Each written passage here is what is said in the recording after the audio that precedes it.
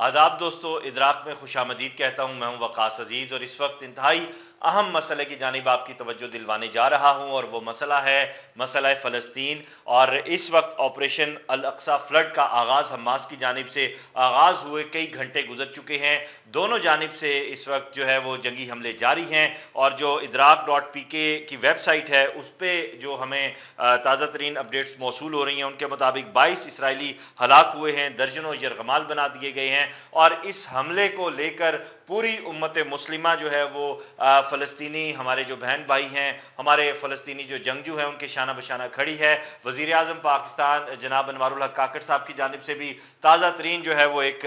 बयान सामने आया है जिसमें उन्होंने दो टोक मौक़िफ़ अपनाया और उन्होंने कहा है कि मशरक़ वुस्ता का अमन जो है दो रियासती हल में पोशीदा है। मशरक़ वुस्ता का हल खुद मुख्तार रियासत फ़लस्तीन में मख्फी है और फ़लस्तीन को फौरी तौर पर सन 1967 यानी 1967 से पहले की तरह खुद मुख्तार रियासत और अल-कुद्स को दारुल हुकूमत बनाया जाए। मैं आज के इस हमले के हवाले से भी आपको अपडेट करूंगा और मसला फ़लस्तीन असल में है क्या, इसकी तारीख क्या है, इसके बारे में भी आपको बताऊंगा। लेकिन उससे पहले आपसे गुजारिश करूंगा कि इदराक को सब्सक्राइब कीजिए, लाइक कीजिए, ज्यादा से ज्यादा शेयर कीजिए और ताज़ा तरीन जो संजीदा खबरें हैं, बेहतरीन जो अपडेट होती है पाकिस्तान के हवाले से, पूरी दुनिया के हवाले से, वो आप हमारी वेबसाइट इदराक.pk पर देख सकते हैं। इस वक्त आते हैं इस हमले की जानिब से और ये मामला कुछ ऐसे वक्त में सामने आ रहा है जहां पे हमें इंटरनेशनल मीडिया भी, अरब मीडिया भी रिपोर्ट कर रहा है और अरब मीडिया के मुताबिक 2023 में इसराइली फौज के हाथों 200 से ज्यादा फलस्तीनी शहीद हो चुके हैं। और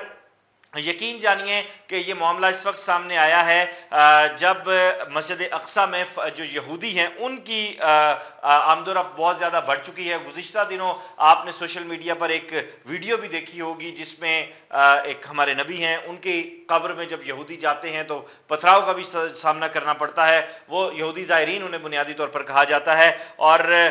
हमास के जो फौजी कमांडर हैं मोहम्मद ज़ैफ, उन्होंने अपने एक बयान में, ताज़ा तरीन बयान में कहा है कि मस्जिद अक्सा को आजाद कराने के लिए हमने इस बड़े ऑपरेशन का आगाज किया है। और यह बड़ा ऑपरेशन इतना अचानक था और इतना सरप्राइजिंग था इसराइल के लिए कि उन्हें संभलने का मौका ही ना मिल सका। और पूरी दुनिया में सोशल मीडिया पे और जो नेशनल इंटरनेशनल स्क्रीन हैं उन पर आप देख सकते हैं कि हमास के जो रॉकेट हैं वो कैसे फलस्तीनी जो फौजी चौकियां हैं और जो उनकी फौजी तनसीबात हैं उनको टारगेट कर रहे हैं, हिट कर रहे हैं। और हमास के जो पैराग्लाइडर्स हैं, पैराशूटर्स हैं, वो भी उतरे हैं और उसके साथ साथ समुद्री सतह पर भी जो है वो बाकायदा अटैक किया गया। एक बड़ा मुनज़्ज़म अटैक पहली मरतबा हमास की तरफ से देखने में आ रहा है। और इस वक्त जो रमल्ला है और उसके साथ जो गजा की पट्टी है उसमें बड़ा जोश खरोश पाया जा रहा है। इस हमले का खैर मकदम किया जा रहा है और हम देखते हैं कि अब करीबन 50 साल से ऊपर का वक्त हो चुका है फलस्तीनियों को अपने लहू से आज़ादी के चिराग जलाते हुए।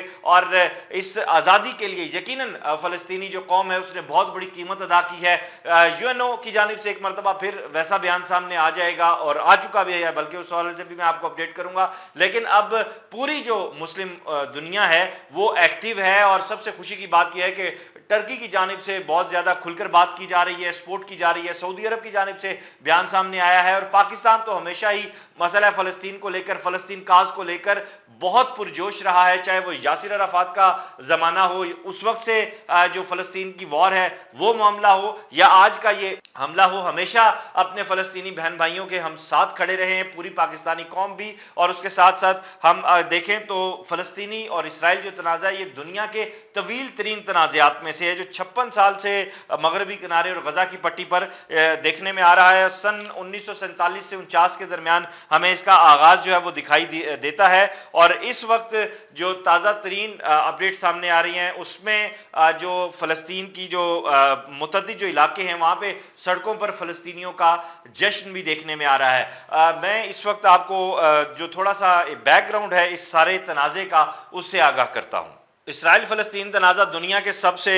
तवील तरीन तनाज़ात में से है जो 56 साल से मगरबी किनारे और गजा की पट्टी पर इसराइली कब्जे तक पहुंच गया है। इसराइली फ़लस्तीनी अमल के एक हिस्से के तौर पर तनाज़े को हल करने के लिए मुतअद्दिद कोशिशें की गई। 1897 की अगर तारीख पर नज़र दौड़ाई जाए तो जो पहली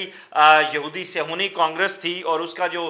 गोल बेस कॉन्फ्रेंस हुई थी और 1917 में बिल्फोर के एलामिये पर जो एक बड़ा तारीखी एलामिया इनका समझा जाता है यहूदियों का, समेत फ़लस्तीन में यहूदियों के वतन के दामों के अवामी ऐलानात ने اس خطے میں ابتدائی تناؤ اور کشمکش پیدا کی تھی۔ اس وقت خطے میں یہودیوں کی ایک چھوٹی سی اقلیت تھی، حالانکہ یہ یہودیوں کی اہم امیگریشن، یعنی ان کا جو پوری دنیا میں جو یہودی پھیلے ہوئے تھے ان کی واپسی سے یہ بڑھنا شروع ہو گئی تھی، اور یہودی جو آباد کاری ہے اس کا سلسلہ اس وقت تیز ہوا تھا جب یہ اکٹھ ہونا شروع ہوا تھا۔ اور اس کے بعد پھر فلسطین کے مینڈیٹ کے نفاذ کے بعد برطانوی حکومت پر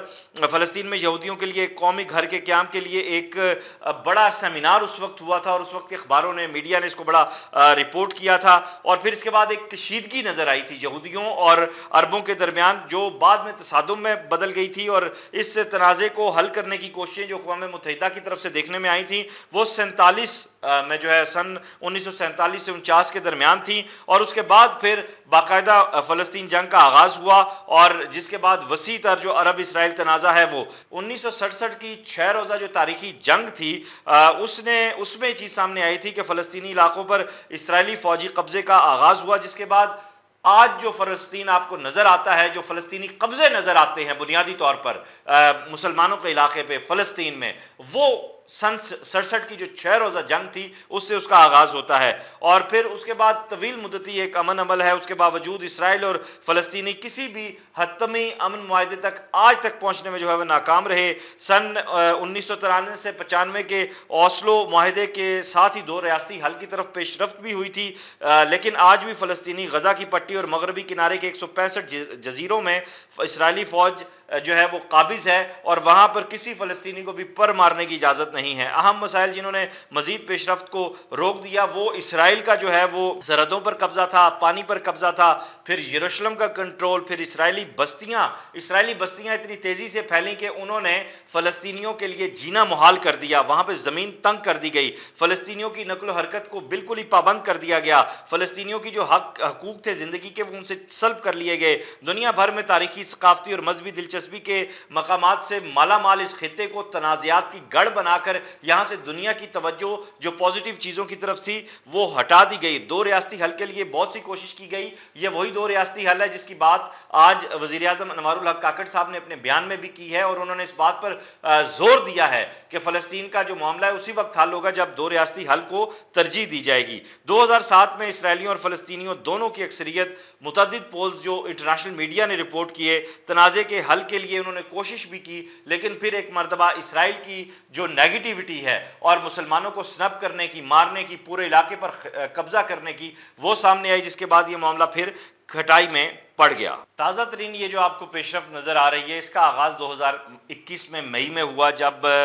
کشیدگی بہت زیادہ بڑھی، اور پھر 2021 میں اسرائیل فلسطین کا بحران جو ہے وہ مظاہروں کے ساتھ شروع ہوا، اور غزہ سے راکٹ حملوں اور پھر اسرائیل کی جانب سے بھی فضائی حملے سامنے آئے۔ ادراک.پی کے اس ساری صورتحال کے حوالے سے آپ کو لمحہ بلمحہ اپڈیٹ رکھے گا۔ ہم اپنے فلسطینی بھائیوں کے سلامتی کے لیے، امن کے لیے، ان کے جانی اور مالی تحفظ کے لیے دعا گو بھی ہیں، اور اس کے ساتھ ساتھ یہ بھی دعا کرتے ہیں کہ کسی بھی انسان کا خون ناحق نہ بہے۔ عالمی دنیا کو اس تصفیے کے حل کے لیے باقاعدہ کردار ادا کرنا چاہیے۔ عرب لیگ کا کردار بہت اہم ہوگا، اور پوری دنیا کے مسلمان اگر مسئلہ فلسطین کو لے کر اب ایک پیج پر جس طرح آ رہے ہیں، اگر یہ اسی طرح مسئلہ کشمیر کے حوالے سے بھی ہم ایکٹیو ہوں گے تو یہ دونوں جو تنازعات ہیں یہ نہ صرف حل ہوں گے بلکہ یہاں رہنے والے جو لوگ ہیں وہ آزادی کے ساتھ اپنی زندگی بھی گزار سکیں گے۔ لمحہ بلمحہ اپڈیٹ رہنے کے لیے ادراک نیوز کو فالو کیجئے، سبسکرائب کیجئے، لائک کیجئے، اور ہماری ویب سائٹ ادراک.pk کو وزٹ کرتے رہیے۔ اپنا خیال رکھیے گا۔ خدا حافظ۔